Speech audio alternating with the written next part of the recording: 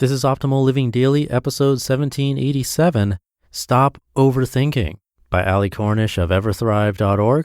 And I'm Justin Malik, your very own personal narrator today and every day, where I simply read to you from amazing blogs or articles. So it's not a typical podcast, there are no interviews, and it's short, almost always fewer than 10 minutes. And with that, let's get right to it and start optimizing your life. Stop Overthinking by Cornish of Everthrive.org. I used to spend a lot of time overthinking. Trapped in that never-ending what-if loop, I'd stress about how intruders might access my apartment. What if I left the candle burning at home? Will the hissing radiator explode while I'm at work? What if I made the wrong impression at dinner last night? What if I talked too much or too little? Sometimes I'd feel for my wallet or keys 3 times in the course of a train commute. It made my heart palpitate a little less. I'd often ruminate on non-existent symptoms. What if I had a terminal illness? I'd self-diagnose a skin anomaly on WebMD until concluding that I must immediately seek a specialist. I'd visualize my death, create my will, divide up possessions among family members, and plan my ashes to be scattered at sea, despite a propensity for seasickness. In this real-life scenario, circa 2007, I actually did consult a specialist who, after a physical evaluation, told me there was absolutely nothing wrong with me and that I was worrying too much. At that moment, I didn't feel relieved. Instead, I felt like an idiot. I thought it was a normal part of life to decipher codes and hidden meanings everywhere. Doesn't every intelligent person do this? Actually, no. At the times where my worrying reached its peak, I wasn't happy with my life. My unhappiness was caused by fear, which in turn revealed overwhelming, incessant worrying. I was afraid of being alone, afraid of failing, and afraid of my future. Through analyzing my own experience, others' experiences, and through research, I've learned that overthinking is a symptom of the distressed and isolated. I've learned that fear can lead to social anxiety and sometimes even avoidance of social activities altogether. People who are afraid of social interaction have a tendency to self-medicate through various outlets, such as shopping, spending hours on Netflix, social media, or abusing substances or food. These distractions may help for a bit, but ultimately they mask our fear, helping it fester deep within our minds until it explodes when we least expect it, destroying relationships and our health. When we feel that life is in disorder, we devote too much time to the negative. In fear, we overthink things and we cling to solutions to the wrong problems. We dwell on things that didn't go well and constantly think up worst-case scenarios.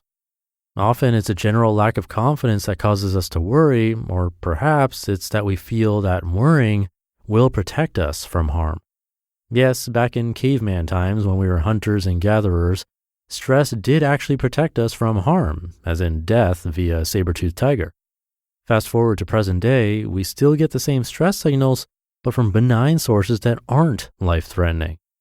Now at the prospect of failing, let's say the written portion of the driver's test at the DMV, our hearts pump 3 times their normal speed, sending more blood to our limbs. Capillaries close down, sending our blood pressure up, so that we can theoretically, quote, sustain a surface wound and not bleed to death. Even our eyes dilate so that we can see better, end quote. Our bodies and minds have trouble telling the difference between an encounter with a saber-toothed tiger and a multiple-choice test. There are ways we can help our bodies and minds acknowledge the difference. To combat overthinking and overreacting, we can practice the following. Number 1, notice and appreciate our thoughts. If we take account of the situation and put it into perspective, we might be able to understand the reasons behind our catastrophic thinking patterns. Some might suggest keeping a journal to chart the frequency of our negative thoughts. Once we pinpoint the reasons, we can take positive action to ameliorate our thinking behaviors. Number 2, spend time outside. Nature has a way of soothing us, taking us back to simpler times. All is well when the birds are chirping, the streams are flowing, and animals scamper to and fro. Time spent on trail or camping might increase our confidence to a point where there is no room for worrying. Number 3, exercise. Studies show that exercise is very effective at increasing alertness and enhancing our brain function by releasing natural endorphins, aka painkillers. Physical activity can actually trick us into feeling happier, making us actually happier. Number 4, socialize. Seek out your friends and loved ones. Talk to them. Make meaningful memories with them. They can help you see past your worries, give you some perspective, and alleviate your loneliness.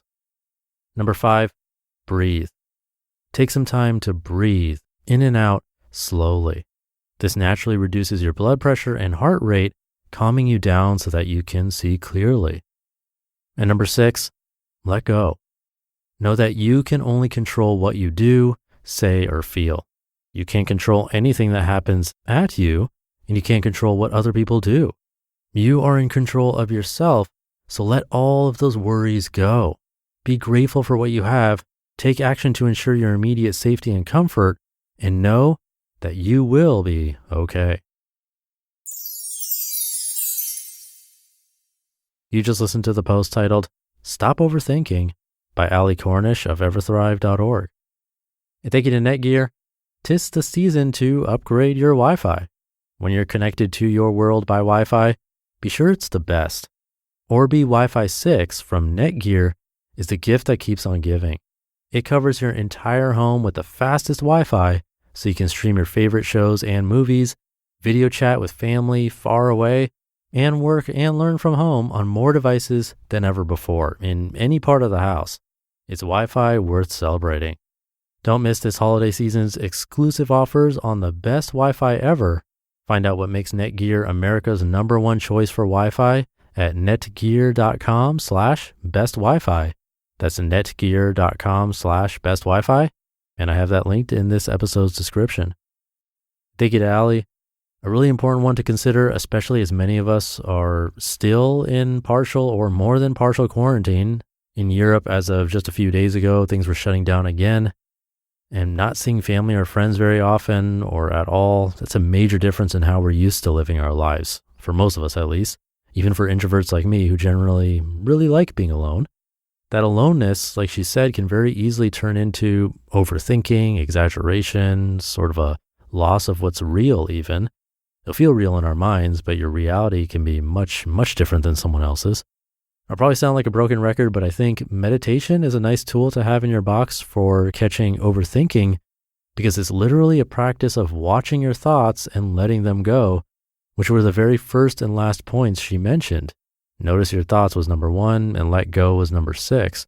I thought that was really interesting. Not sure if it was done on purpose, but those together is exactly what meditation is, and a very helpful practice for most people to really see their thoughts for what they are. It's also a breathing exercise, and both breathing and exercise were listed by Allie. Meditation is kind of like an exercise for your brain. So I'd give it a try if it's something you haven't tried and find that you struggle with overthinking. It might help. Let me know how it goes. Thank you for listening and sticking around until the end. Have a great rest of your day, and I'll see you tomorrow for Minimalist Monday, where your optimal life awaits.